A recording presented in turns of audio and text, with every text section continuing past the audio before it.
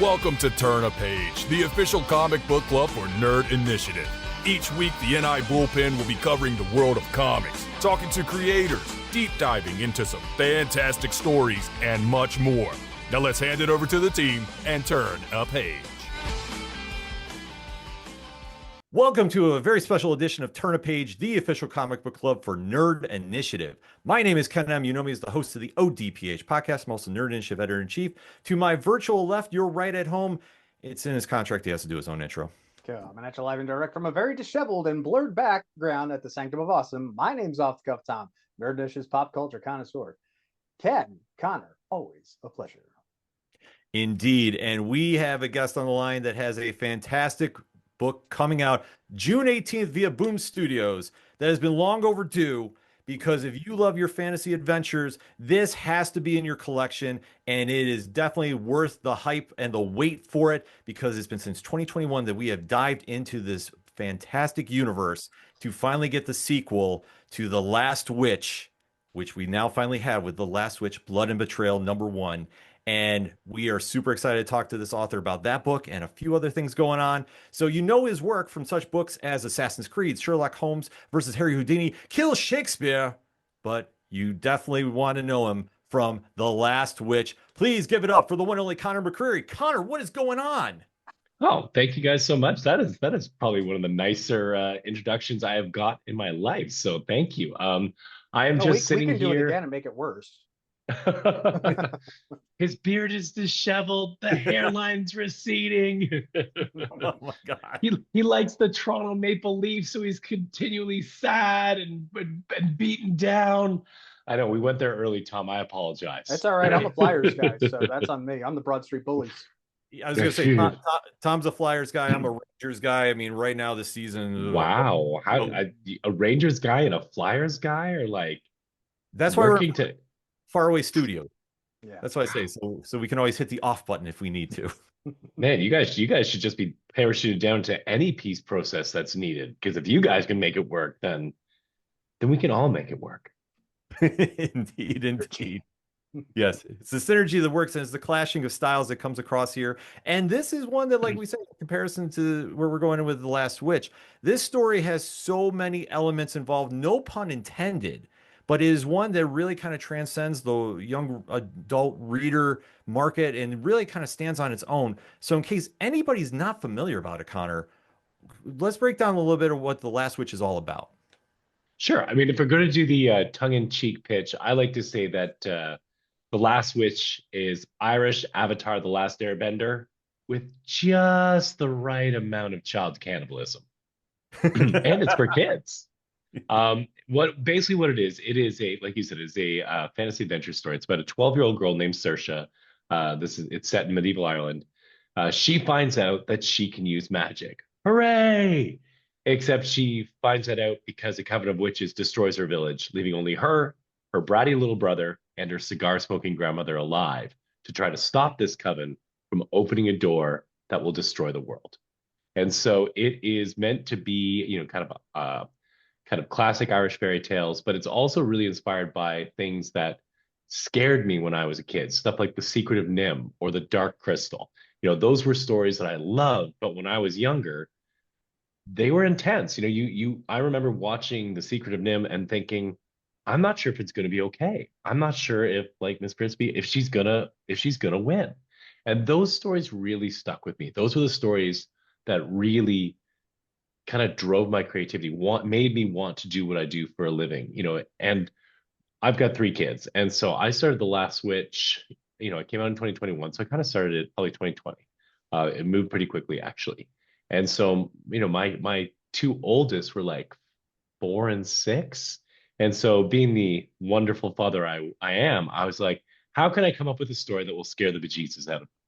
And so I wanted to tell a story that I thought young children would really, relatively young children would really relate to, but also as a dad, I wanted something that I was excited to read and to tell them. And I think that's what the best all ages, work does, is It's amazing. Kids, it sticks with them. It kind of shapes them in some ways.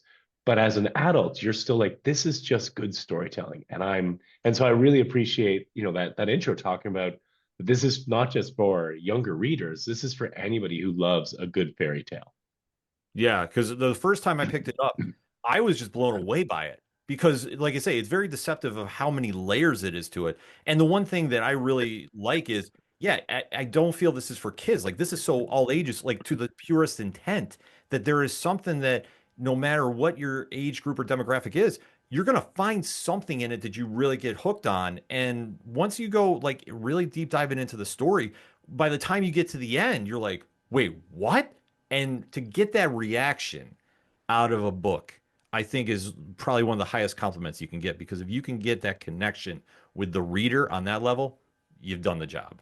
Is the art Thank you. style I with it mean, is deceptively, it's deceptive in a good way. Like you're looking at it and it looks like, oh, hey, this is going to be a very nice, fun, easy read just looking at it off the shelf. But by the time you get to the end, it's like, oh, ah, you know what I mean? Yeah, you did the job.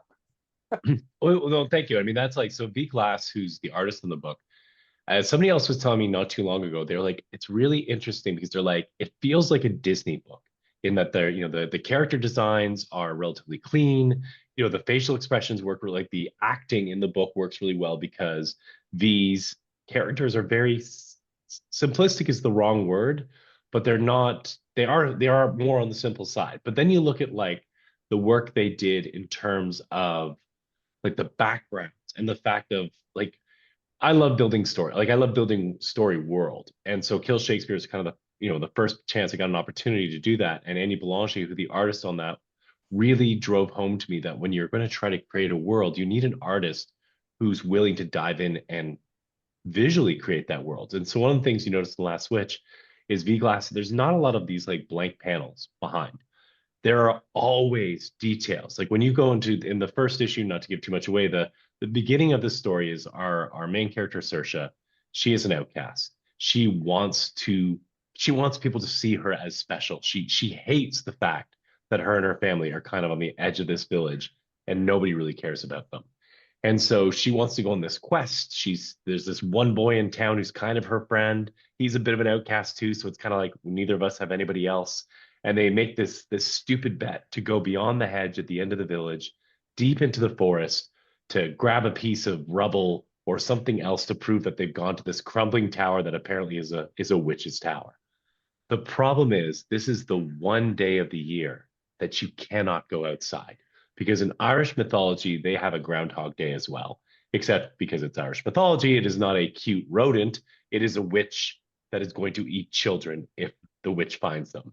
And so Saoirse goes on this quest to get to this tower, which she doesn't really believe there's any witches. She doesn't believe those stories. And of course, because this is a fairy tale, she's unfortunately very much wrong about that. And I Right. bring all that up to say that, like, when you first get that first image of Saoirse and this other little kid getting ready to go into the woods, V has drawn this just immaculate forest. Like there's 100+ trees in this forest. And I feel like that's the key. And that's what makes V's work so amazing is on one hand, you have these very accessible, very like bare bone kind of designs for the main characters. And then when V goes in there and builds the background and anytime we go to a new location, the work they do to make the location just feel like you could step into it is just awe-inspiring. I mean, I think I wrote a really good story, but V's work, to me, like that's the star of the book. Is you turn to any page in The Last Witch, and you're going to see something that's going to make you go, "Wow, this book looks amazing." Fully agree. It's so deceptive how detailed it is. But that's one thing that is one of the elements that really sucks you in to the story. And there's just something, it's so simplistic in its presentation, but there's so much more to it. And like I say, for readers that really want something to really kind of gravitate towards, this is a perfect book for it. Yeah.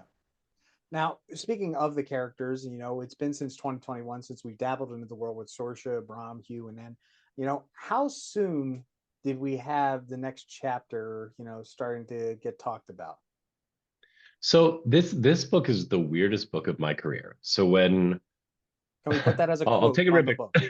yeah, seriously, right? So we'll start off. So normally when I pitch books, you go to your editor or whoever you're chatting to, and you pitch them like a couple of paragraphs, right? Because they've only got so much time. But then you have like a big document just waiting. So if they say, hey, do you have more? You're like, oh, sure. And you fire them this thing. And they're like, wow, you've thought about it. This is a great book. The Last Witch was actually based on a short story I put into a charity book years and years ago called Fearsome Fables. It was a charity book in the East Coast Canada. And it was just this first little story about a girl who goes past the hedge and finds a witch's tower and finds a witch. And it had the little brother. And in the first book, there is a bird that kind of Saoirse helps, and then the bird kind of helps her later. And that's all there was. But I kind of liked the idea. I thought it was just a neat opening. I just didn't know what to do with it. And so I put this little paragraph into these set of paragraphs I sent to Boom. And I think I probably said, oh, her brother and her grandmother's going to help her, because I'm like, there's got to be an adult involved. And I was like, and there's a big twist. And that's all I had. And so Boom went through whatever the 5 or 6 things I sent. All of the rest again had full pitches ready to go. And it was a Friday late afternoon, because the time difference, East Coast versus West Coast.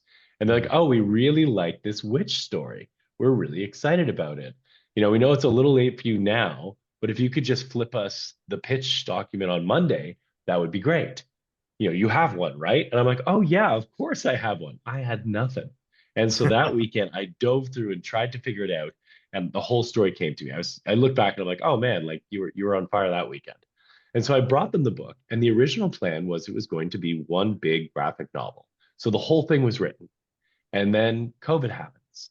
And they're like, we don't quite know how to play this, right? It was the early days of COVID. No, in retrospect, it was good for the comics industry because people were buying comics because we had nothing else to do. But when it started, they weren't sure. So they're like, well, we can't do this one big, thick graphic novel. So I think it was like 250 pages I wrote or whatever. And they're like, we're not sure if it's going to work or not. We got to do something smaller. And so we cut the book in half. But now you've got 225-page books. And like, well, that's not enough. We need to do at least 150 per trade. So they're like, it's like catnip to an author. Would you like to write more? Yes, I would. And so it went from being one graphic novel to 2 graphic novels. And then about 3 or 4 months, like just in time for solicits, they're like, we're not going to do the first graphic novel. I'm like, what do you mean? They're like, we're going to do them as single issues, because we just did this thing with Wind, where we released these oversized singles and the market went crazy for them. And so that's what we did with The Last Witch. So the whole book was actually written by the time issue 1 came out, right? Because I went back and I fleshed it out. And so we're going through the process, and the first 5 issues come out. I think it set records for Boombox, for sales for the book. And for whatever reason, the bookstore market, it just didn't. Comic shops loved it. The bookstore didn't quite know what to do with it. And so we get to the end of the first book, but it's just the first half of one larger book. And Boom's like, we don't know what we can do going forward. We're not 100% sure we can keep doing this. And so I was just gutted, right? I was like, oh my gosh, like, it always sucks when something doesn't go as far as you want, but for that one especially, because it ends right in the middle of the story. It's not a proper ending. And here's what's so amazing about V Glass and Natalia Nastrenko, who's the colorist, and Jim Campbell, who's the letterer, and now Taylor Esposito. Without us knowing if Boom was going to continue the series, even though Boom had sent really good, Boom wanted to do it, but there was just, it's after COVID. There's a whole bunch of things are happening in the comics industry. And I had the script. V drew it, not knowing where it was going to go. Natalia colored it, not knowing where it was going to go. Jim Campbell couldn't letter it because he just didn't have the space, but he helped me find someone, and he gave him the whole style guide, and he sat down with him and was like, this is how you want to letter this book, right? Like, this is, from my perspective.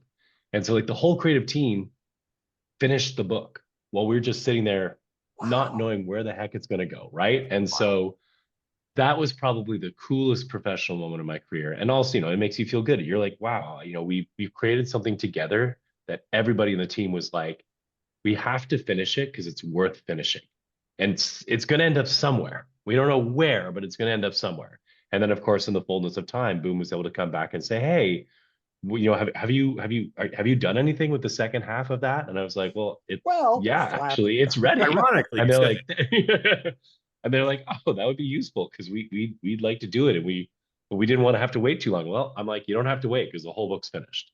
And so that's the great part about this for fans of the series is after this big long gap, you don't have to worry. The rest of the book is going to come out like clockwork, one a month. But yeah, the weirdest book. I've never had anything like that experience in my whole career. It was a real test of resilience and just believing that it was going to happen, and also having my kids being like, "Daddy, when are you putting out the next? When's the next Last Witch coming out? You know, when's the quiet you know, Dad's going through an emotional breakdown." That's an incredible story. Oh my, like, wow. I'm actually like, I'm blown away by that, because you don't hear about that, like something like that happening. And then like, I can only imagine what you and the creative team is going through with this. It's like, oh my God. But at least, like I say, the fan base was there excited for it. And obviously with the issue coming out for Blood and Betrayal, June 18th, can't emphasize that enough at the LCS. Make sure you go get your copies. What can we talk about that obviously we want to keep this spoiler free concerning that book?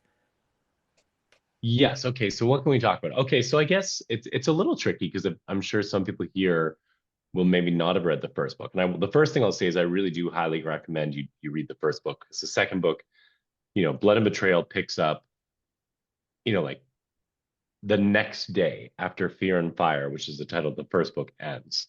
And so, to take a step back, the journey for Saoirse is she has to master these 4 elemental magics. This is where the last airbender Avatar the Last Airbender comes in, right? As Aang needs to go from being an airbender to someone who can master all forms of bending, Saoirse has to learn these 4 elemental magics. And to do so, she's kind of has to defeat a witch who is a master of each of these elemental magics. So that is our setup, right? It's like, we fought one witch, where's the next one? Is it hunting me? Am I hunting them? And with the buildup of, okay, if I can defeat these 4 witches, I'm going to face down the queen of the witches. And if I can defeat the queen of the witches, then maybe I've saved the world, or oh no, she opened the door. And so the even greater monster is now lying behind that. So that's kind of what we said that's not a huge spoiler. You kind of learn that all very quickly in the first book. So when we start the second book, Saoirse has defeated 3 of the sisters. So there is at least one more, and this queen of the witches. But one of the things V did so well, and what we wanted to do, is when you first meet Saoirse, the very first shot is you see her as this kind of determined, kind of angry young woman, because she's kind of in the middle of this argument with this boy about this journey past the hedge. And within a couple pages, we see her laughing and joyous and happy. And we see, okay, this is who she is at her best. In the world of The Last Witch, magic is not for us. The lore of magic in The Last Witch is that it has leaked out of the Irish mythology, the fairy lands. It has leaked through this door that is closed. And only certain people who have an affinity for it can sense it and can touch it in a way and can use it. The problem is, because it's not for us, it changes us. So every time Saoirse learns a new spell, every time she defeats one of these sisters and gains some of their power to add to her own, so she is better equipped to defeat the rest of the coven and hopefully the queen of the witches, and then whatever is behind that door, she is getting closer to saving the world, but she's also getting closer to becoming one of them, to becoming a witch herself. And if things go wrong, maybe she's even the last witch. So think of it as like a Breaking Bad, in that stronger she gets, the more likely she is going to lose who she is. And so when you get to the end of the first book, not to spoil too much, there is an image that parallels like the very first image of the book, but where that was in a moment of Saoirse being angry and upset. By the end of the first book, we've started to get a real sense of the possible toll that her trying to save the world could take. And so part of book 2 is really exploring this idea of, could our hero become the villain? And if she does she have to be stopped? Can she be redeemed? Can the rest of the fellowship save her? Or could this story take a darker turn than you might expect off the top? So that's kind of what we're dealing with. But issue number 1 specifically, we get a little bit of a break. We get to see Saoirse take a deep breath and try to have some fun. And that's when an entirely new group of witches that she has no idea exist get introduced to our story, and they tell Saoirse that everything she knows about magic is wrong. And then we get a little cliffhanger from that. How can you not be excited about this? Like I say, I'm chomping at the bit to get my LCS and go get this issue. And that is literally coming off. If you read The Last Witch, and we can't stress that enough too, because where this episode is going to air on podcast or YouTube, you have 1 week to track it down, read it, catch up, and then get to the LCS and pick up this Blend Betrayal, because this is going to be something very, very special. What can we say about that?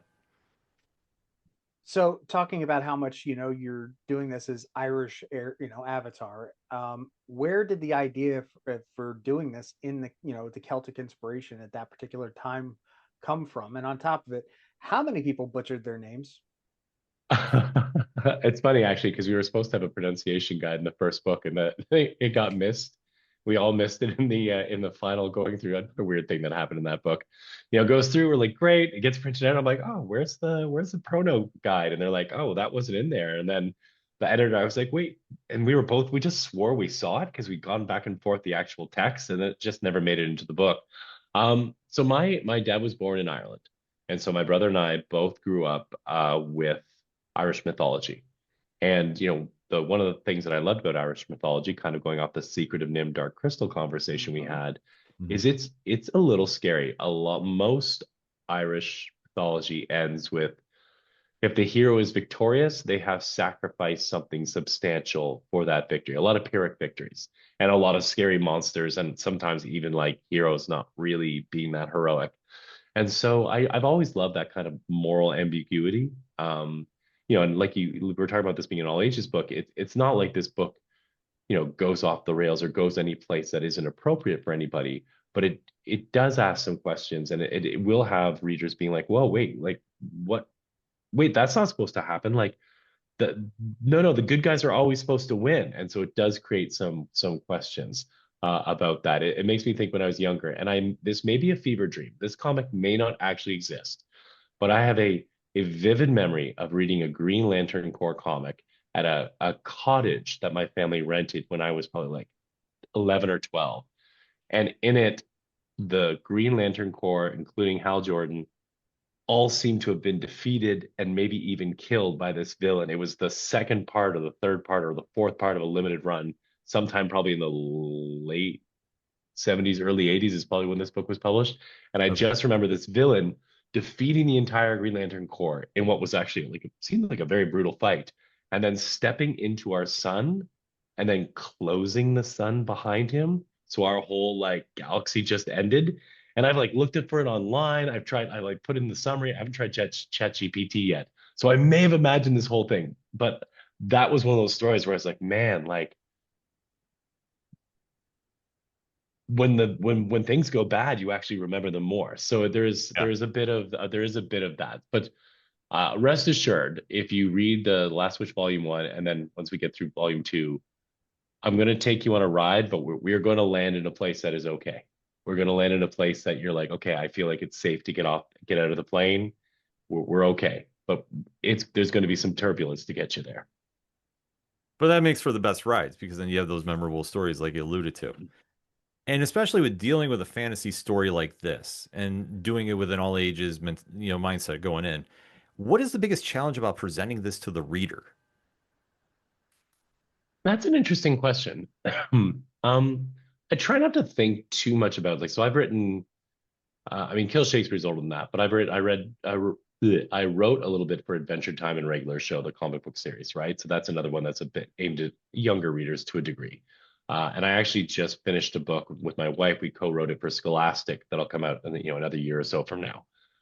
And one of the things I've kind of learned is when I'm writing for a younger audience, if that's my first target audience, is I actually don't really think too much about the fact that I'm writing for a younger audience. I think at the end of the day, my personal belief, again, this is maybe a philosophy as a dad, is that kids are ready for what they're ready for, and when they encounter something they're not ready for, they tend to not really engage in it. So if there's a part of The Last Witch that goes over a kid's head, I don't think they really spend that much time. They just don't even notice that stuff. And so I just try to write the most compelling story possible. And I mean, it was certainly helpful because, I looked at my older two children I've got three. The young guy was just like, I don't even, he wasn't even around when we started this book. Um, but I did have the older two as sort of little character templates. So there is a lot of my daughter in Saoirse. There's a lot of my middle son in Brahm. And so those moments were the things. There are little moments where, my son will read it. He'll be like, "Oh, you based that on me, right?" I'll be like, "Yeah." He's like, "Yeah, that's totally me." So there are those moments where I'm like, "Oh, that's definitely a kid moment," because I've literally just kind of stolen from my own life and been like, "Oh yeah, that's how my kids would react in this scenario." But yeah, I just, I think I do all the same things. I mean, I like stories that are a little dark. I like stories where you're not sure how it's going to turn out. And you just don't push your impulse all the way to the end because you're like, oh, at a certain level, that's far enough, right? Like The Secret of Nim, for those if you've seen it, there's a terrifying owl in The Secret of Nim, right? On a mountain of bones. I kind of borrowed the mountain of bones idea for a little bit in one part of The Last Witch. But that book only needs to go that far, or sorry, The Secret of Nim, the movie, the book as well, only needs to go that far because that owl in the tree, in that environment, is more than enough to, even as an adult, to get your heart kind of pumping. And so, yeah, I think you just, I think if you worry about trying to make something quote unquote for kids, I think you probably undershoot the mark and you don't challenge them. And to me, that's what a great story should do. It should be a little challenging.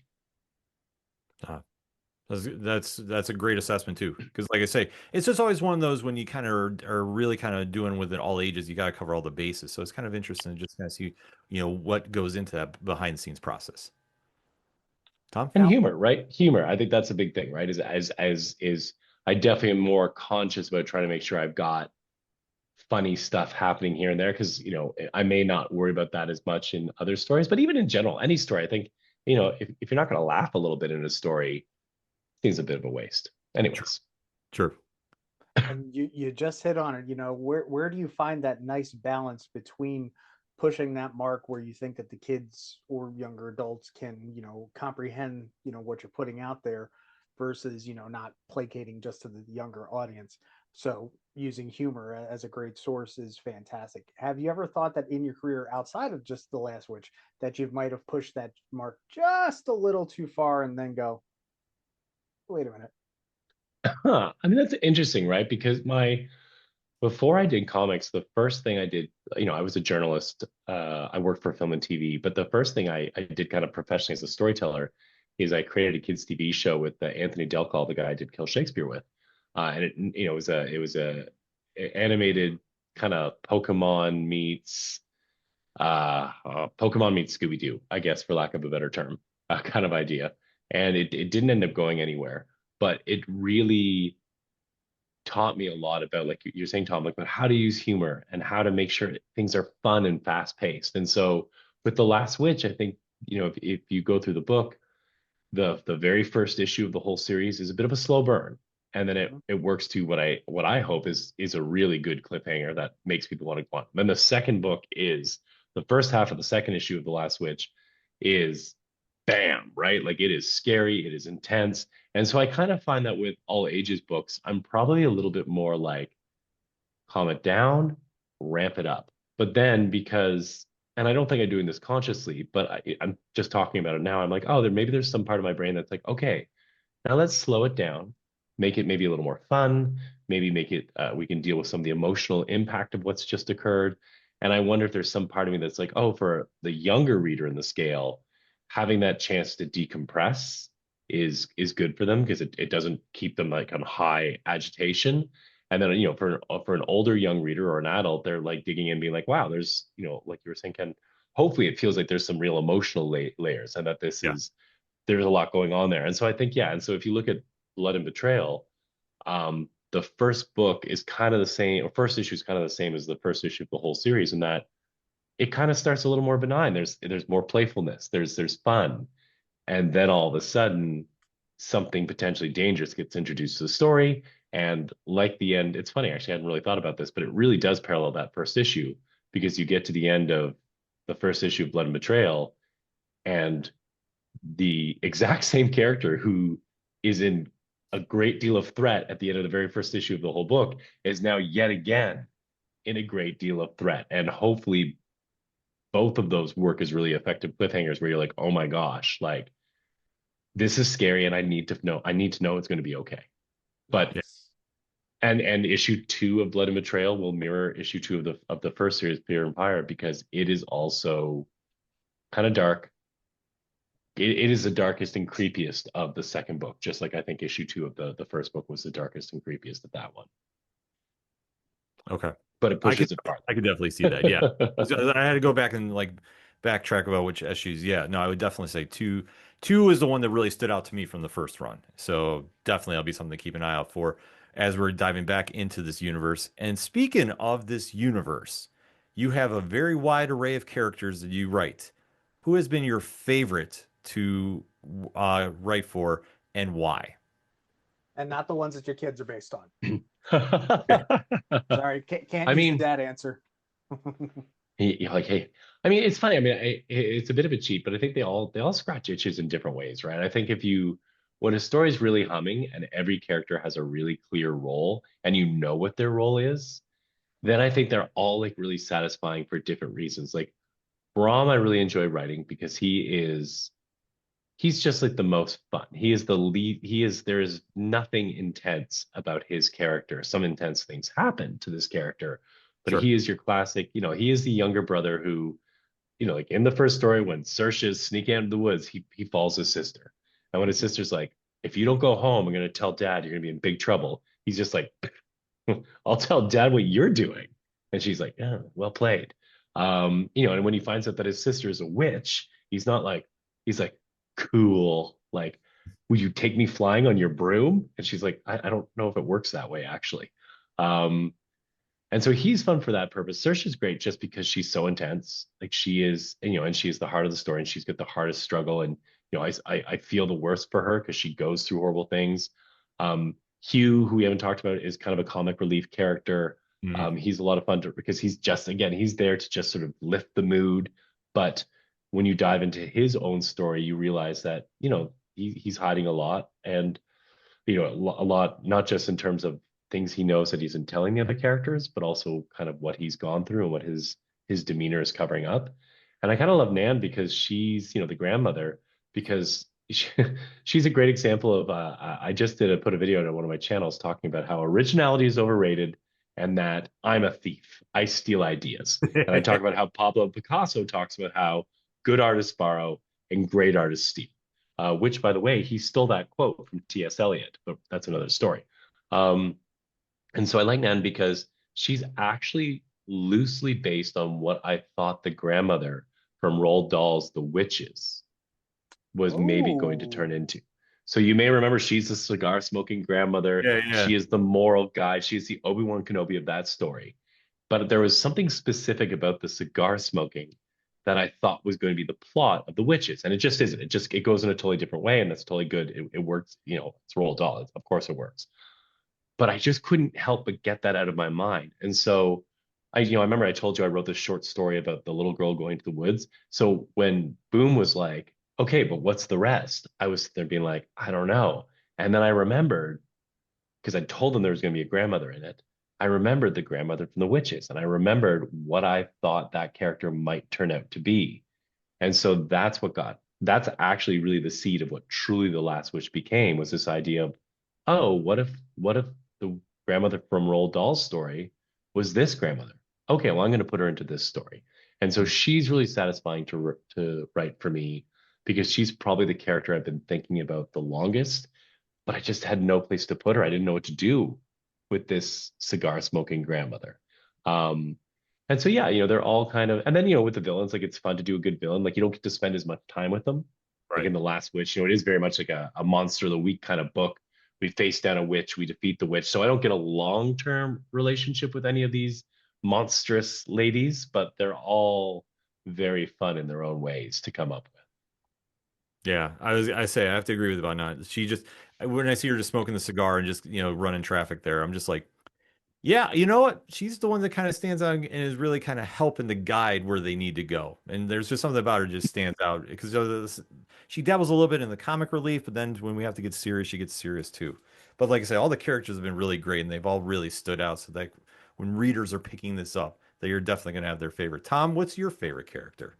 I'm also gonna have to go with Nan because she is so different. You know, you always see that maternal or mentor type, you know, that's either extremely stoic or extremely lovey-dovey. And she's like, yeah, and Yeah, it's perfect. okay, that's what you gotta do. Like, do it. Just as simple as that. Now, before we talk about Ken's favorite character, which I'm guessing is probably just the same. Oh yeah, I said none. Yeah. Yeah. What about, you know, after this arc concludes, how much more do we have waiting in the wings? Now, we were talking, you did mention that, you know, that this was cut up into the 5 singles, and then we get the trade, and now we got book 2. Is there, and again, this was maybe to let the boom gods know, you know, do we want this all done as one big, huge, giant coffee table slam down book? that would be pretty cool. That would definitely be pretty cool. So getting to the end of Blood and Betrayal will get us to the full story that I had originally imagined. Mhm. You know, if the boom gods and I suppose the comic reader gods demand it, I do know what I would want to do with these characters next. And so, you know, to aid that a little bit, there's a slight cliffhanger at the very end of the full story. There is one significant question that is sort of left for the audience to go with. And I think that can work two ways, right? I mean, I've always loved stories where there was a question. And so then, you know, like I remember as a kid, you'd watch something or read something that you really liked, and there'd be a little question at the end. And I would go to bed like thinking and then dreaming about, well, what happened next in the story and putting myself in the story. What if I was the new character that, so there is a little bit of that. So yeah, I would love to do more with these characters, but yeah, I mean, I think it'd be really cool to have a hardcover Last Switch. I mean, I guess we'll have to see how this all goes, but that would be pretty cool. That's a great idea, Tom. Please write up your notes, give me some specs, and I'll flip it over to Boom. We'll see what we can get. You know, like French flaps. Let's do French flaps. Ooh. Let's do pop-ups. How about that? Well, Ooh. you know, if we're gonna Oh, take it back to the 90s. Take it back to the 90s. I'm here for it. Get a little chromaine cover for action. Yeah. Die cut everything. Yes. with extra pouches. If we're gonna do 90s. Oh, of course, there's got to be a pouch variant.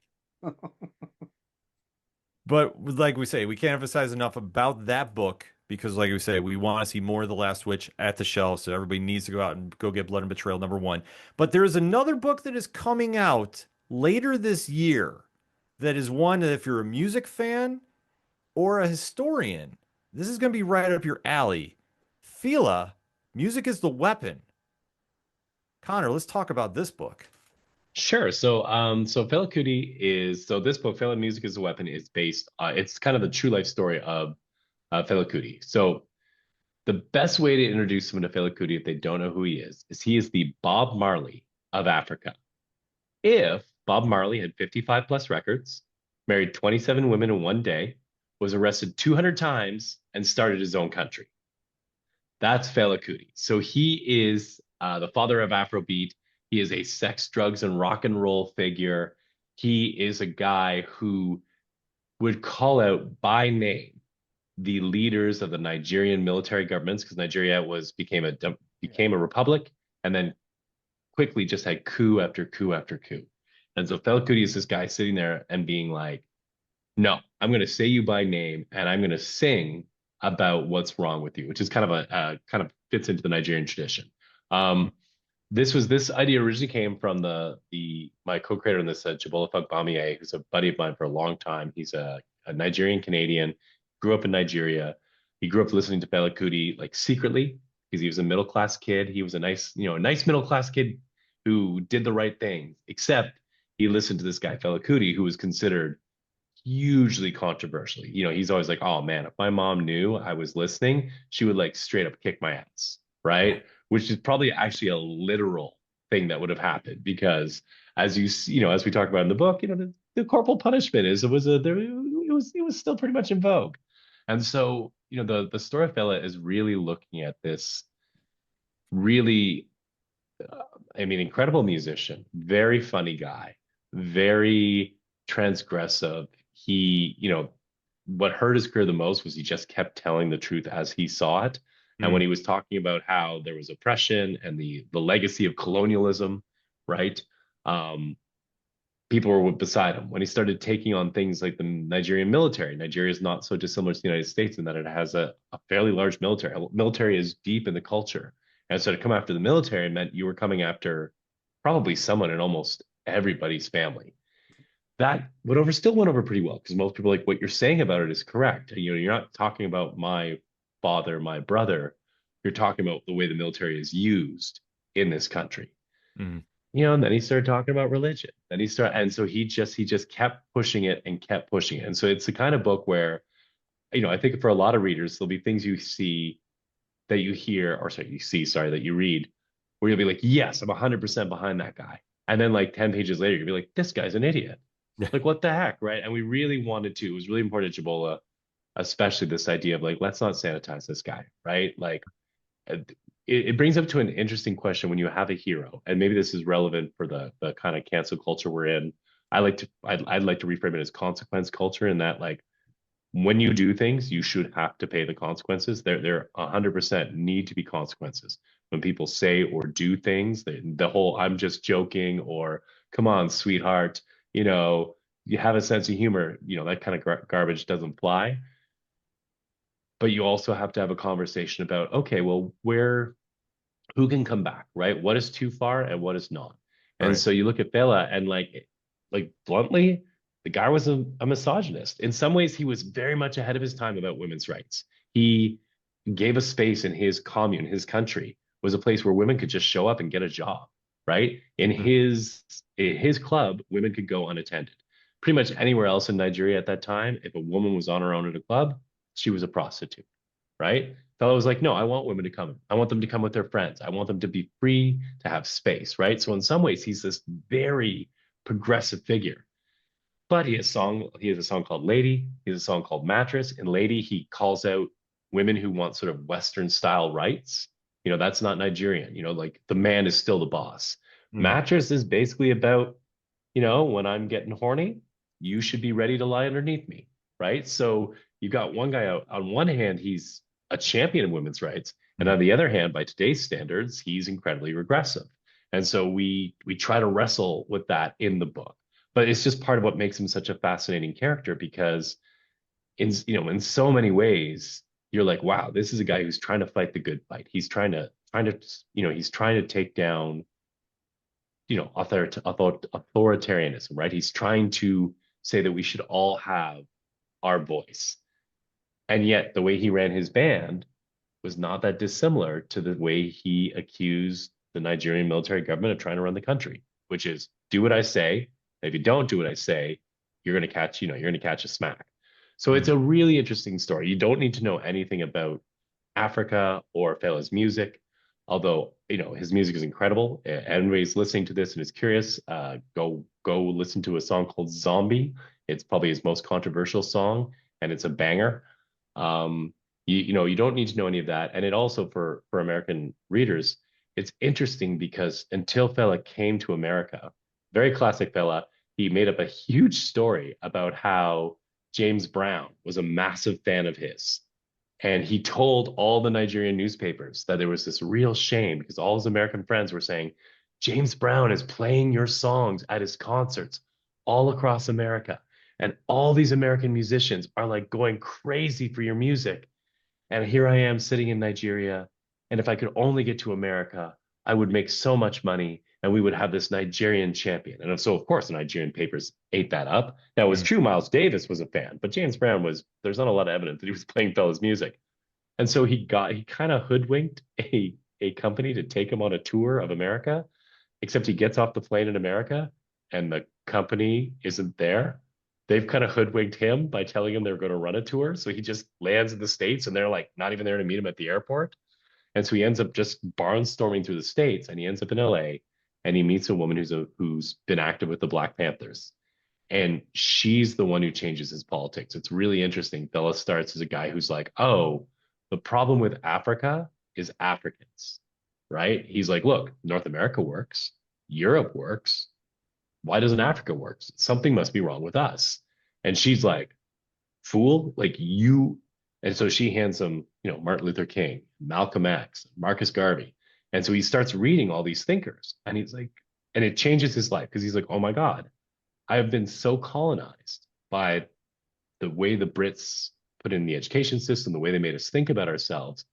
It never even occurred to me that the reason we're failing is not because of us, it's because we were set up to fail. And now, don't get me wrong, says Bella, we're doing a lot of stupid shit. We're not blameless in this. But the original sin is the fact that we got colonized and we got conquered and we got told that we were not, our ways of living were not worth it. We're not valuable.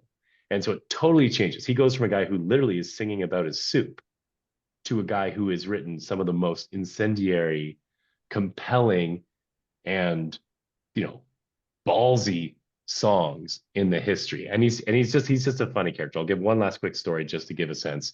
So at one point, he's one of the biggest stars in Africa. He's actually become one of the biggest stars in the world in the late 70s. And he sings this song Zombie, and it has a really negative effect as far as the government. The government comes in and they storm his compound, his country. They beat the crap out of everybody's there. They do horrible things to the women who are there. They throw his mother, who helped Nigeria get independence from Britain, who was like 70 or 76 or something. They throw her out of a second floor window, right?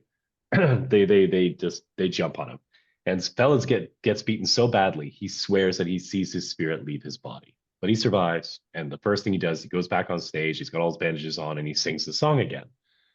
His record company has always had this love-hate relationship with him. Fela makes some money, but they're the exact kind of people that he's talking about, these gluttons, these people who don't share with the rest of Nigerian society.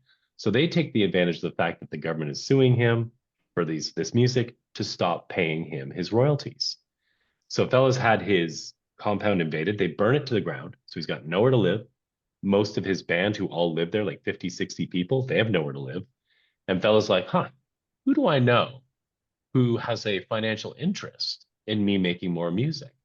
Why, it's my record company. And so he basically invades the record company, takes it over, moves in with like 30 people, like livestock, everything. And he just squats, and he's like, yeah, until you pay me my royalties, this is where I live now. And so he and that's what he does. He lives there for weeks before they can get him out of there. And I won't tell you why, because I don't want to spoil that part of the story. But yeah, he's just a very interesting, very funny story. At times, it's very sad at others. It is your kind of classic music bio, right? It all those classic tropes exist for a reason. But we play a little bit in with Yoruba spirituality. We play a little bit with like some of the classic mythology of the Yoruba culture. And yeah, like I said, you don't need to really know anything going in. The whole story will tell you what you need to know. And yeah, if you have any love for a bio, if you love a rebel, if you love watching somebody take on authority, then I think it could be a book you'd really like. And the art is absolutely incredible. Jabola is actually a fine artist by trade, and it's the kind of book that I think, we've got some things planned, but I'm like, we got to start them quick, Jabola, because they're going to knock on your door. Like what you did in this book is not normal. It's pretty incredible. Oh my, like that was like, I'm just hearing the story coming and I'm just like, oh my, like, I'm even like, I'm like trying to form my words and I can't even do that because it's just like, you talk about a polarizing character. I mean, and especially in the world of music, there's been quite a lot of them. And as you're diving into the background of Fela, was there any story that really took you by surprise? Like of everything that you did, was there any one like in particular that stood out? You went, whoa, like did not see that coming. You can say I don't want to spoil anything for the book. So there is one song he has written called "Expensive Shit." Look, that is the name of the song, and it is based on the fact that the government tried to plant marijuana on him, which is kind of hilarious because he used a prodigious amounts of the devil's weed. But in this one raid, they raided him before, and he'd kind of been able to get rid of the evidence. And so they raided him the next week, and Fela was like, "No, I'm not keeping anything in the house because these guys are going to come back." And they did. And then somebody found, one joint, and they were like, "We're putting you into, we're going to send you to prison, and you could get killed for this in Nigeria." Would they have done that to Fela? I don't know, but they could have. So Fela, quickly thinking, grabs the joint and swallows it. So now the government's like, well, we're going to wait till you pass it. And that's how we're going to prove that you had this in your person. And so there's Fela in like one of the worst prisons in Africa. But if he goes to the bathroom, he is in deep. And so it's this very bizarre, and like, it's one of those stories that like, it has to be true because you would never think of it this way. He goes in there, he thinks he's going to get beaten to death because he's in like the most dangerous cell in the most dangerous prison. And of course, like the first people he meets are like, "It's Fela. Fela's here," because he's a hero to the working class, right? He's singing songs about how these guys are getting screwed over. And so this whole prison cell like bands together for like 4 days and does everything they need to do to keep the prison guards from being able to go through Fela's excrement to find out if it's a bizarre story. Again, I won't go too much into it other than the specifics. But yeah, and he wrote a song called "Expensive Shit" because his lawyer told him that he had the most expensive shit in the history of Nigeria. Because when you factor in how much it cost to arrest him, hold him, go through this stuff, send him back to the doctors, like it's too weird to not be true. It's wild. I mean, that's the only thing I'm trying to process this right now. Wow. Yeah. I hate to say it. I got you, Ken. But it sounds like he and I share the same playbook in some regards. Now, I got this, Ken. Now, very much Celtic to Europa. You write stories that are very diverse backgrounds. What leads you into that? I mean, so for like the Last Witch, and I've got another series coming out next year called Trickster, which also kind of dabbles in Irish mythology. Just weirdly, they weren't meant to come out so close together, but they did. So I mean, that stuff is like that's my heritage, that's my background. With Fela, I mean, Jabola originally came to me because he wanted to do one very specific part of Fela's story, which I told you about, this big raid. He wanted to do this raid, and we talked about it, and I kind of had said to him, I was like. And I knew a little bit about Fela. So I used to live in Ghana, which is a next door neighbor to Nigeria. I was a journalist there for about 8 months. And so I had a little bit of awareness of something. I mean, Nigeria and Ghana have different cultures, but it's kind of like Canada and the United States, where you're like, oh, on the surface, they actually seem pretty similar. And then, if you spend any meaningful time in the States versus Canada, or Nigeria versus Ghana, you're like, oh, okay, no, there are some significant differences, but you might not notice them, being a stranger to the culture right away. So I had a bit of understanding. And so, Jabal and I talked about it, and I was like, look, like Fela's story is so crazy, because I didn't know too much about him until Jabal starts like, giving me the story I just told you. And I'm like, oh my God, like this guy is like, all he did was live stories. Like there were so many we couldn't fit in the book. And I was like, I think you should do a whole story about Fela, right? Like you should tell his whole story. And Jabal was like, wow, that's a really good idea. So we went away, and probably a month or so he came back and he was like, dude, it's like, you're 100% right, but I can't write it. He'd written a couple of small things. He's like, this is too big for me. But he's like, we were good friends. He loved Kill Shakespeare. He's like, would you write it? Like, would you write it? We'll come on the story together, and then you can do the writing. And, at first I was like, I got to think about it. Because, the first thing I'm thinking about is, okay, well, I mean, I've got a certain complexion, right? I am not African. I have spent a little bit of time in Africa, but that doesn't, I'm not African, right? Like, is this a story that I can be involved in?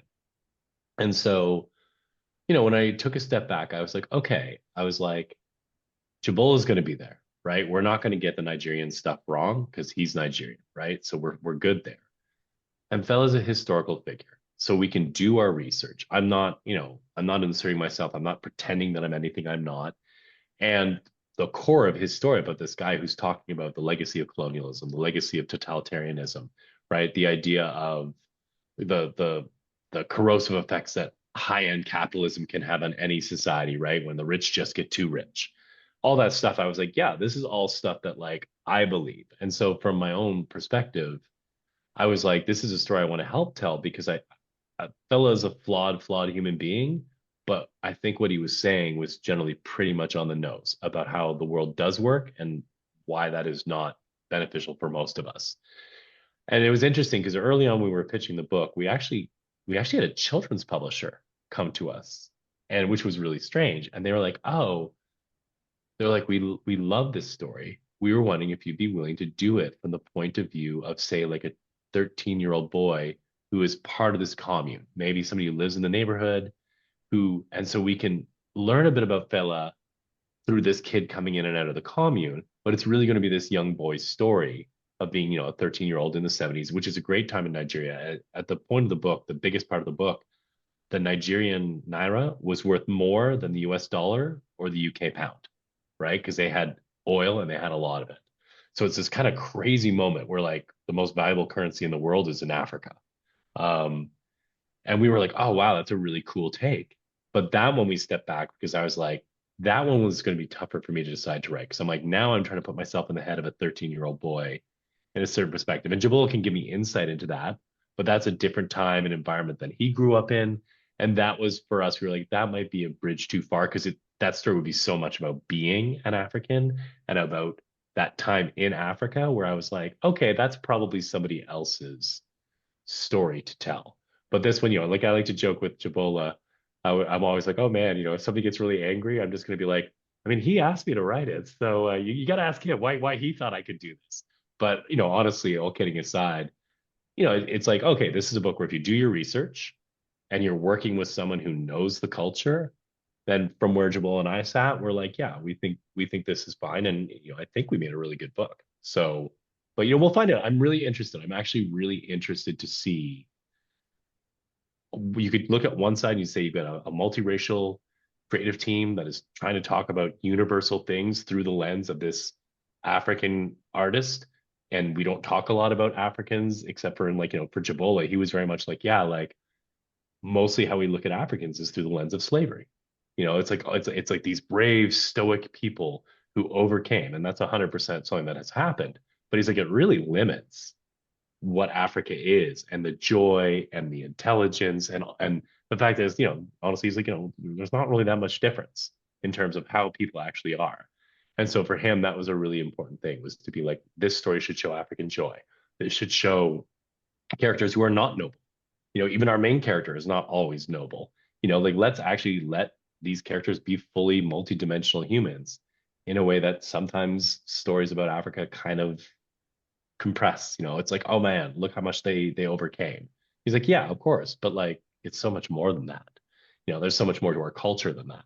So that was kind of exciting. There's a little piece of me that's like, hey, if nothing else, if this has people reading a little bit more and they learn a little bit about Africa, awesome, cool. I think that's a pretty good outcome. Absolutely. And this book will be coming out in October of 2025 in the liner notes of the podcast and YouTube channel. You can definitely go pre-order now. You definitely don't want to miss this. I mean, the stories can just, even the teaser stories we're hearing now have got me peaked and ready to go get this book because I am like, I need to go deep dive about this. Now, Tom? speaking of which, since we're talking about stories and so on and doing your homework, when it comes to, if you got an opportunity to do a graphic novel biography on a comic book character, or any character you've worked on that you really just want to give them their own semi-autobiography, who would it be? Oh, I mean, so I kind of did one for Juliet in the Kill Shakespeare series because we did do a book that imagined like, what if Juliet lived? Who would she become? That was kind of a conceit of the Kill Shakespeare. Hey there, I've always wanted to do. Falstaff is one of the characters in Kill Shakespeare. For those of you, if you don't know Falstaff, there's kind of two versions of Falstaff. There is he was a character that was so popular, the Queen of England told William Shakespeare to write him into a whole different play. He features in a couple plays about Henry. So Shakespeare put him in this play called The Merry Wives of Windsor. It's one of the only, it's like really it's like one fan service play. And Falstaff is this like very enjoyable like buffoon, right? He drinks too much, he eats too much. He's a coward, but he knows he's a coward. Like he's just a character. You just want to be with this guy. You're like, oh yeah, you're no good, but you know you're no good. And Yeah. so like I like you. And so and the Kill Shakespeare story is not to spoil too much, but a spoiler alert, Falstaff doesn't make it. And I've always wanted to do a story like kind of a Nick Fury and his Howling Commandos kind of story, except it's Ghost Falstaff and all his illegitimate children. And so it's just like all these kind of homely kids who like whose parents like whose mothers kind of hate them because like Falstaff was a father and he was a ne'er-do-well at that point of his life. And so you've got all these kids who are just kind of outcasts who like find each other and are like, you look just like me. Like, oh my God, like how many of them are of us are out there? And then their ghost father, their no good deadbeat ghost father shows up and is like, I have a mission for you that can help save the kingdom. And so through that, I think it would just be interesting to like, I love the idea of a bunch of like kind of bizarre looking misfit kids who all look the same. But I also like the idea of, like you have the worst father ever, but he's a ghost. But like he's trying. Like he's a dad who's like, he realizes he kind of missed it the first time around. And he's not gonna let a little thing like death keep him from being better the second time around. Yeah. That's right. So yeah, I think that's what I've always wanted to do. I don't know. We're relaunching Kill Shakespeare. We actually have recollected the first 5 volumes, and they're being redone by Gemstone. And actually, Anthony wrote a new adventure, so there may be room to do more. But that would be my secret, just totally goofy, silly action adventure of a bunch of kids trying to save the kingdom with their deadbeat ghost dad. It's always a good episode when you get the word ne'er-do-well. So I'm good. Yeah. There's a lot of potential to be had there. Like I say, that is one that we definitely want to see the fans go and demand at the shops, demand from the publishers, along with more of The Last Witch. And definitely want to make sure you got the Fela book lined up in October when it drops too. And before we let you go, Connor, one thing that I know about you is you are a big sports fan. Used to do some writing at SB Nation. And I told Tom, I said, when we're talking to Connor, we got to talk a little sports. So that said, I know we mentioned hockey a little bit. What's been your take on the Stanley Cup Finals? I mean, this may be something that the casual audience member may not know, but Canadians hate the idea of any other Canadian team winning. So I'm really torn between like the Oilers, who like, why should Edmonton get any joy? Right. Yeah. Like, if we can't win, I don't want anybody to win. Right. And like, sure, I get it. Connor McDavid is a generational player, and Leon Draisaitl is amazing. They've also got Corey Perry, who was a guy I hated so much during his career that when he would play for Team Canada, I kind of secretly hoped Team Canada would lose. I just hate that guy. But on the other hand, you have the Florida Panthers, who knocked the Leafs out twice in a row in the playoffs, who are a great hockey team, but they have Brad Marchand, who was the most dislikable guy in hockey, but now has somehow become like the jerky uncle that everybody kind of loves now. Yeah, he's like Oscar the Grouch. Like he's now become boring. Like seriously, I am with you. Like I honestly, if it's not the Rangers in the East, I tune out. And I'm like with Edmonton, but it's like Edmonton's already had the cup like I don't know how many times, in the past. Because it's Gretzky, obviously that era. And I guess my loyalty has to go there with Mark Messier and the 6 degrees of, where the puck drops. But I'm with you. Like the Florida turnaround is like absolutely blown me away. And I'm just like, like can we just have a tie and just carry it over next year? Just, put another layer on the cup. Yeah, you know what I mean. The one thing though is the first 2 games have both been fantastic. Yes, they So have. I guess if I'm going to be stuck with like, do I want to be shot in the face or shot in the nuts? If that's my choice, I have nut shot or face shot. But at least it's going to be an entertaining series. It looks like it's going to be a great series. The last series they played last year, of course, was one of the all-timers, right? Florida racing into a 3-0 lead, Edmonton coming all the way back and forcing in Game 7. Like that was high drama. You're watching some of the absolute. I mean, with McDavid and Draisaitl, you are watching 2 of the absolute best of this era playing together. And the Panthers are just a really, really good. They're solid top to bottom. It's a really good hockey team. It's just one of those things that as a Leafs fan, you're just like, not last year, I don't think, but I think they've lost 7 or 8 years in a row now in the first or second round. Yeah. And every time but 2, they ended up losing to the team that went to the Stanley Cup final or won it. So there's a little bit of me that's like, well, I guess if Florida wins, we could say, well, yeah, but we would say, I don't know. There's some transformative. I don't know. I don't think that exists in sports when you're like, oh yeah, but we lost to the team that won it all. That means we're the second best team. I know that's not true, but I'm a Leafs fan. Just give me something. Just a little something. One of these years they got to do it. I'm fully like it's like the Cubs in baseball. Like at just some point, Toronto has to win the cup. I don't know how or why. Just it just never falls An their. asteroid wipes out the other 31 NHL teams, but they still compete anyways, maybe. It's Yeah, like there's that time where the Eagles won the Super Bowl. yeah. I mean, It's there's been a one couple of those times now lately, Well, we've got Tom. two, but we had to at least get one. right. Yes. Oh well, let's not go about Super Bowls. Okay, my Buffalo Bills are projected to, finally cash in. Except they're favored in every game right now, and it's like everything's looking gravy. But I'm just like, let's pump the brakes until we play the game. I grew up hating the Bills, hating the Dude, Bills, and I've now come all the way around where I'm Okay. like, I'm rooting for the. And part of that was because growing up in Toronto, there is a Canadian Yeah. Football League, there are some Toronto Argonauts, and you'd have these NFL fans who were Bills fans because that's the closest local team, Mm. but they were they weren't just Bills fans, they were like the It's like, CFL sucks, and yeah, I'm like you can like the if you want to prefer the NFL, that's fine. The NFL is undoubtedly has better players, it's faster, it's better. Nobody's going to argue that.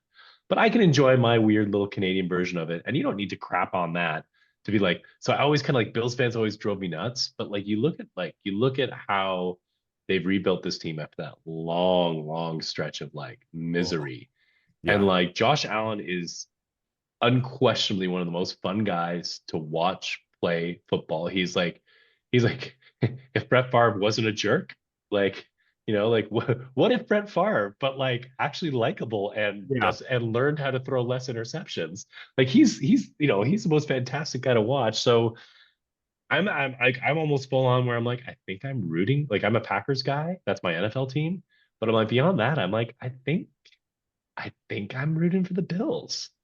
And like just like people are like, oh, Josh Allen, blah. And I'm like, all he's done is lost to Patrick Mahomes Yes, in increasingly bizarre and like again, if you wrote how it happened, you'd be like, no, that's too far fetched. Like you lost to arguably the greatest quarterback ever, and you keep losing by like less than three.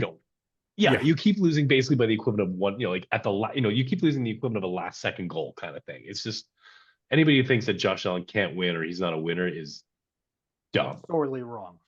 oh, I agree. totally dumb. The only thing that's specific about Josh is when he hurdles people. I'm just like, stop. Like, you are too valuable. Mitchell Trubisky, granted, he's the closer. He can come in when we see him in the game. We know the game is locked in. Yep. I don't want to see him in the second quarter because you feel that you need to go for 5 extra yards when we don't only need 3. Like, that's the only time you'll ever hear me say anything bad about Josh. And but especially like how they've rebuilt that team. Like I said, I've sat through the JP Lossman era, the EJ Manuels, the Rob Johnsons. I mean, the lineage of quarterbacks. And then we're finally good with McDermott, even though McDermott makes me nervous in the final 2 minutes of any half more than any other coach I think I've ever watched. He overthinks everything, in my opinion. And I'm worried like it's one of these times it's just going to cost him that much. Like we're going to finally have that chance at the Super Bowl and then, you know, kind of I mean, some, that's what they used to say about Andy Reid, though, right? Andy yeah, Reid was like, they were always like, oh, Andy Reid should hire a guy who just watches the clock because he's horrible with the clock. And I don't know if the coaches get better with repetition or, it's kind of like that Super Bowl when the Patriots beat the Seahawks, right? And mhm, the Hawks didn't hand it off to Marshawn Lynch. Everybody's like, oh my gosh, Pete Carroll, you're such an idiot. But yeah, I remember somebody explaining it to me, and I was like, oh, this actually makes a lot of sense. And they're like, the problem for the Seahawks was that Pete Carroll thought exactly the same way Bill Belichick would have thought about that. And the idea was like, if you run on first down, you have to pass on second down because you can't run twice. mhm, You'll run out of time, right? So if you run on first down, then your next play has to be a pass, or it's one more run and then the game is over. You're not going to get all 3 downs. But right, if you pass on first down and it gets batted down, you'll have time to run it 2 more times. So what you've done is you force the Patriots into second and third down into, well, they could run or they could pass instead of letting the Patriots know that they pretty much have to pass here. And they're like, actually, it was in terms of like, it seemed like what a stupid thing, but he was actually leaving himself with a maximum tactical flexibility. And they said mhm, the problem for him is the guy on the other side was Bill Belichick, who, while he seems to be losing his fastball in his day-to-day life, has always been a football genius. yeah, And they're like, Bill Belichick was like, that's what I do. And Pete Carroll's a really smart coach. So I think that's what Pete Carroll's going to do. He's going to pass because that gives them the maximum tactical flexibility for however longer the regulation goes. And unfortunately, Bill guessed it. He sniffed it out, right? Like I'm trying to remember the guy who made the interception, but he was like, yeah, like Belichick was telling us, like, this is probably going to be the play. If you see this, this is probably going to be the play. He saw it and he jumped in, and Pete Carroll's an idiot, but actually maybe he just unfortunately ran into a guy was just one level higher. Now you could say, well, I mean, now you're into four-dimensional chess. Well, Pete Carroll should have realized that Bill Belichick would have thought like him, so that he should have done the other thing that Bill Belichick. No, but like, I mean, at a certain level, you're just like, okay, well, it's two Spider-Men pointing at each other. Yeah, exactly. Like I say, Belichick is do like as a head coach, brilliant. And what the stuff, yeah, he does play that all-time chess game, and that's how it winds up winning too. And like I say, I always hated seeing him when he came to the Bills Stadium there, because I'm just like, well, we're either going to pull off a miracle or he's going to let us get one over, and then he's going to beat us by 24 on the next round. But I mean, because Brady would always do it. Like remember the one season we got Lawyer Malloy because they just cut him, and then we beat him. I think it was like 37-0, and then the next time around they beat us by 28. It was just like you can't you gotta give the Devils their due. But I'm hoping I'm optimistic for this year though for the Bills. But obviously we got a long way to go. I just need to make sure everybody's healthy. We're good. Nobody's going super crazy like the fans are sacrificing themselves in the pit again. Well, and right now, like the elite in the NFL is really good. Like there was a little stretch there where there weren't that many really good teams, but like the Bills are obviously really good. The Chiefs are still really good, and they've been able to add to that receiving core, so they should be more dangerous. The Ravens are obviously still very I mean, poor Lamar Jackson is twice as cursed as Josh Allen is, right? Yeah. Like you're still dealing with the Bengals who are trying to rebuild their defense if they do their good, and then on the other, you got the Eagles who are 100% really good. The Lions are really, really good. I think the Packers, I mean, I'm biased. I think the Packers are good, but not really good. But you get the Packers and the Vikings and the Rams, who are all like on any given Sunday teams where you're like, they could beat anybody. Sure. Like, it's just, there's a lot of really, really good teams. And I think there's a lot of teams that are sort of, a lot of New Orleans Saints kind of out there. A lot of New Orleans Saints, and the Cowboys will suck again, so that'll be nice too. Yes, indeed. I completely can agree with that. They can just stay down there in Texas. So what have you guys thought about? Have you guys had any thoughts about the NBA, the playoffs, the finals? LeBron versus MJ. Are we just going to send this whole thing burning down? Oh, it's MJ all day. There is no debate in my mind. It is MJ all day. MJ didn't need a super team. He won on his own. The six is greater than whatever LeBron's been trying to do. And like for this finals, the Indiana Pacers are the luckiest team in all of basketball. And the fact that they got 2 game ones over on teams that were much better than them is just astonishing. But I fully think the Thunder is going to avenge it for everybody this season. SGA is going to go completely crazy the rest of the run here. But how Indiana got here is more so on the Knicks collapse more than anything, because they basically either got too tired because Thibodeau was running the starters too much, or they just forgot to play defense for 5 out of 6 games. Legitimately. So my first favorite 2 teams before the Raptors came into the NBA, my first favorite teams were the Reggie Miller era Pacers. Sorry. And the Run TMC Warriors. And so I look at this Pacers team, and like on one level you're like, oh man, like you said, like the luckiest run ever. On the other hand, though, you're like, they absolutely beat the snot out of the Cavs. And I know the Cavs weren't 100% healthy, but they beat the snot out of the Cavs. And I think for the Knicks, it's like, I'm a big hoops head. And I think for the Knicks, that the problem is like Brunson and Towns are like destructive players for the other team. So, other team's defense, but they're also kind of destructive players for their own defense. And I think part of the problem was like the Pacers, and Rick Carlisle, who coaches the Pacers, I think is highly underrated. Yeah, I agree. And I just think I think the Pacers just play with such a weird, like they play a very, it's so high octane, but they were ruthless in attacking Brunson and Towns. And I think that was kind of the problem for the Knicks, was just like, if you take those guys off the floor, like you saw moments like I can't remember what it was game 3 or game 4 when Brunson had to sit out for like 9 minutes because he had like his 5th foul where he sat out 9 minutes or whatever it was. And the Nick, they had DeLon Wright and Landry Shaman on the floor. And like there was no place for the Pacers to attack suddenly. That Pacers team is really good. I mean, I'm a big Siakam fan. Oh, because I'll he give won him a title in Toronto.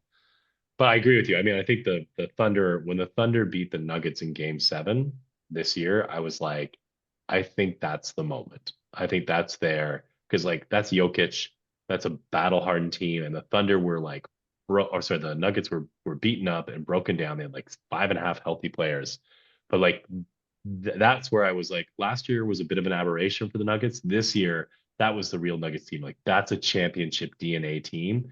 And if the Nuggets had won that game, I probably would have taken them to go all the way through.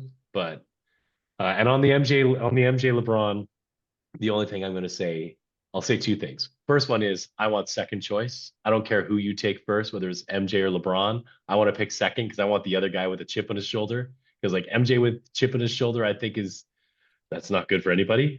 Yeah. I don't think LeBron with a chip on his shoulder is good for anybody either. And my second point is I'm not even sure if I think LeBron's had an incredible career. I don't think anybody's wrong for saying that MJ is the greatest of all time. The only thing that bugs me is there's a certain brand of MJ fan who's like, it's not even a discussion. And I'm like, that's a little disrespectful. If you want to say to me, I think Jordan's 6 titles and everything he's done is just makes him the greatest, I think that's totally fine. But the next sentence should be, and LeBron has had an incredible career. If there's anybody who could challenge MJ, it would be LeBron. But for me, it's not because MJ's got the 6 rings. He never lost.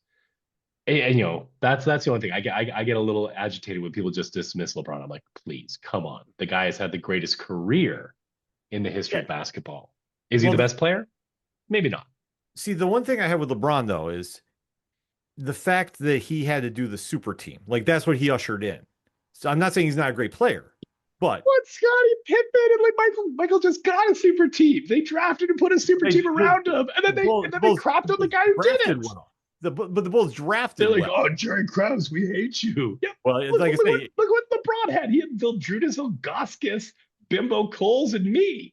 Yeah, I was gonna say he had to go get his team, but like I say, yeah, because the Cleveland was never going to draft him a team the way Chicago drafted Jordan. No, until he came back. Because they were so bad that they loaded up on #1 picks. I mean, I think the only one that didn't work out for him was what, Anthony Bennett. Yeah, no, Anthony Bennett did not work out. I was going to say, I can't remember every number they took there. Yeah, he didn't. But even that, like I think like when he went back, I was talking about this with a friend of mine, and and you look at it like Kyrie Irving is obviously like in terms of just raw talent, he's probably one of the like on ball, one of the best in the history of the game. Yeah. But you look at his history and you're like, he won with LeBron, and he hasn't done much else anywhere else in his career. And Kevin Love, like he came and he was the perfect third guy there. But like his career, if he had never gone to Cleveland, his career would have been like, oh, one of the great numbers stuffing guys who never won nothing. And so I do think like in retrospect, you're like, oh, LeBron and Kyrie and Kevin Love, what a super team. But at the moment, like when it happened, like people are like, yeah, Kyrie's super talented, but he's a head case. And the Cavs have been horrible with him trying to lead them. Mm-hmm. And you're bringing the best player from a team that's made the playoffs once in his career in Kevin Love. Like, I don't think it was, now looking back, you're like, oh yeah, that was a super team. But when it happened, I don't think people were like, oh, well, that's no doubt that's the best team in the NBA. I think that's LeBron. There's an interesting thing I looked the other day. So Jordan didn't win a playoff series till he was 25. Mm-hmm. And he won his first title at 28. LeBron won his first playoff series at 22. And he made the finals when he was 22. And he won his first finals at 27. And my thing for LeBron is I think, unfortunately for LeBron, 2 things happened. One, he was so good, so young, because he's so good at like bringing everybody in. Jordan was an amazing player, but he needed those years to learn, I got to trust the rest of my team. And once Jordan did that, he was unstoppable because he was the single most destructive force that basketball has ever seen. Right. It's, he doesn't get enough credit for, hey, I passed the ball to Steve Kerr. I passed the ball to John Paxson. But like, I think LeBron's problem was he was so good at making his teammates better that he took these god awful Cleveland teams. And then the second thing that hurt him was the East was so crappy.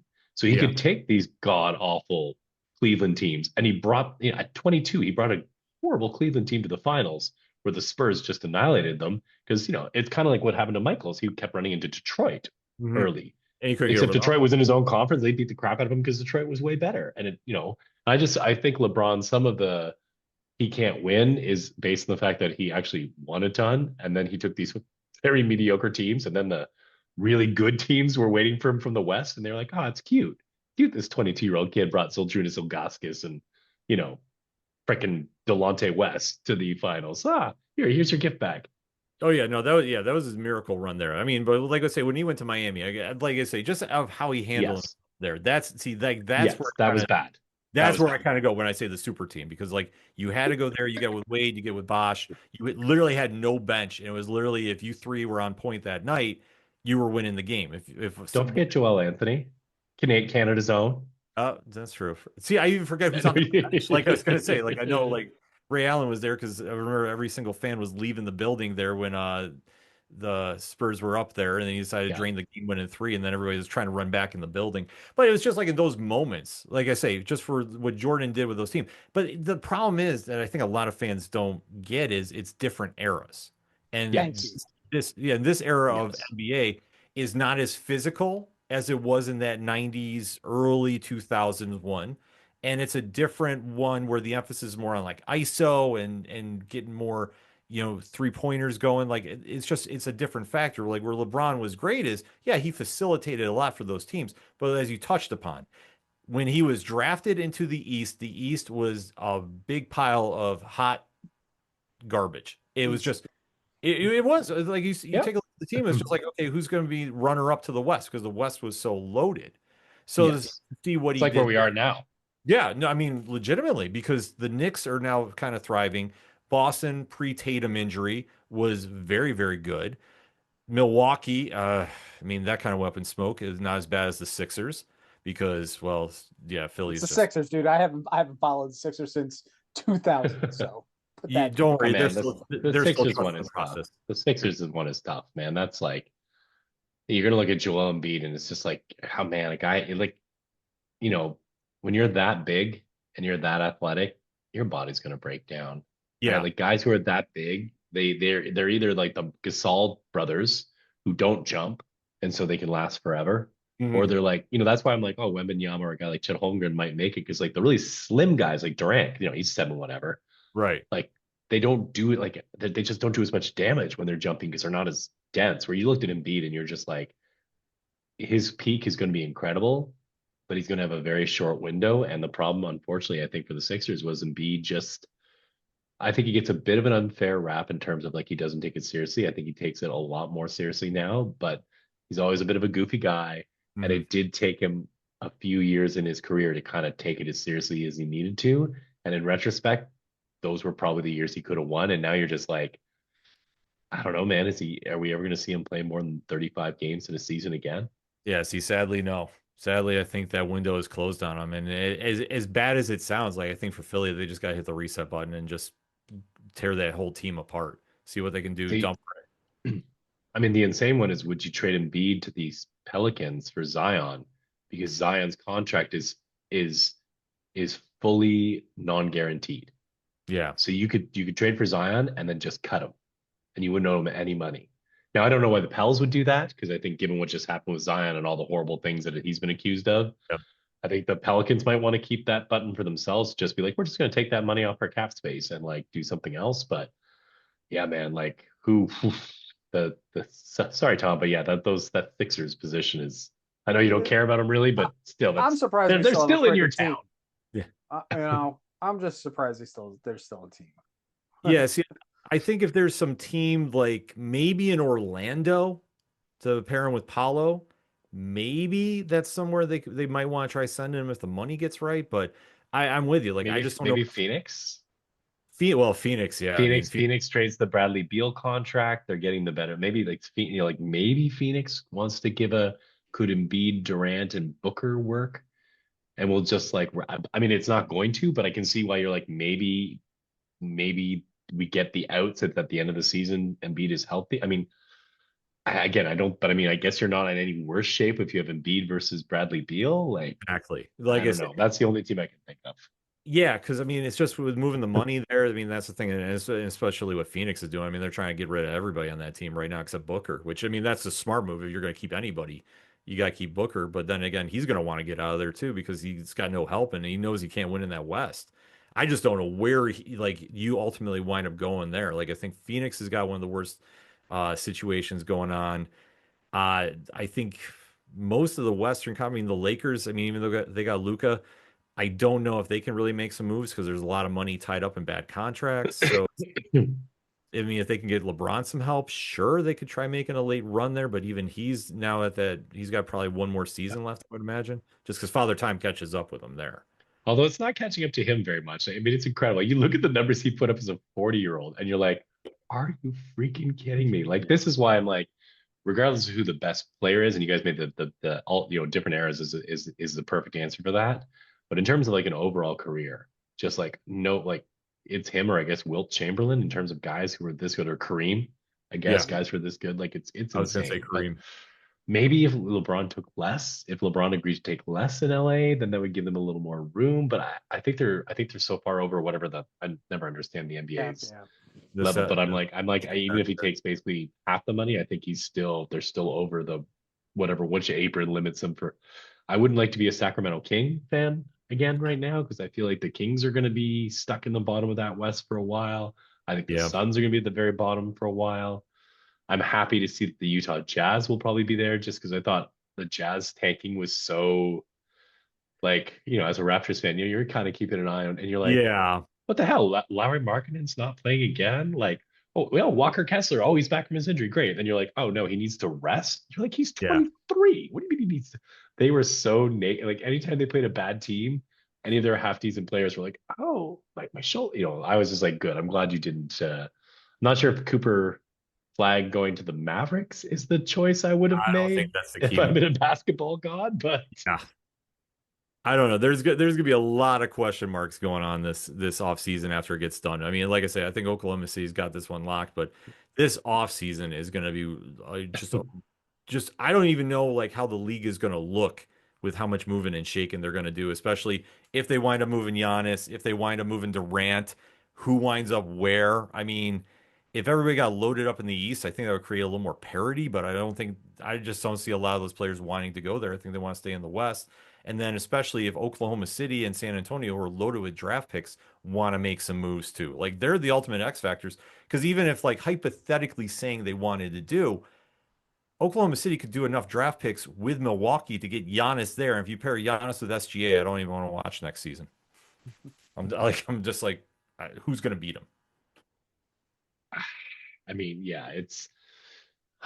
I mean, I think it's weird. We've all kind of underrated Giannis somehow, like just because Jokic exists in this world and he's so amazing, and the Bucks have been, I guess, disappointing overall. But yeah, it's like if somehow Milwaukee could get Booker, that would be incredible. But I don't see how they could do. I mean, the problem is the teams where you'd be like, oh, Booker would be the most interesting. None of them have the future assets that Phoenix. It's like Brooklyn could take him, but I mean, I don't know if that makes sense yet for Brooklyn. The Yeah. Knicks don't have the assets now. Like, I don't know. I'm not sure. I'm not sure. Like, I mean, Indiana could probably do something, but I don't think they want to mess with what they've got. So, Yeah, I think they stay stat put. yeah, it's Yeah, going to be very interesting. I agree yeah, with you. it's going to be absolutely wild about that, which I mean, it'll be fun to talk about that. So I know we're running short on time, so we're definitely going Yep. to have you come back on and talk some sports. And we're also going to have you come back on and talk after the last which wraps up because we definitely want to make sure everybody is going to the comic shops, picking up Blood and Betrayal #1, June 18th. Make sure you get down there. And in the meantime, go get the trade paperback of Volume 1. You don't want to miss this. Connor, thank you so much for taking the time out to talk to us about all the books. We'll definitely have to have you back on and catch up. Thanks so much, guys. I really appreciate it. It was a great interview. Thank you. And on behalf of Tom and myself, we'll end it like we always do on Turn a Page. When you're at the comic shops and you have a great issue in your hand, such as The Last Witch, Blood and Betrayal #1 by Boom Studios, and you see somebody struggling to find something, hand yours off to them. Tell them to turn a page. We'll see you next time. How about?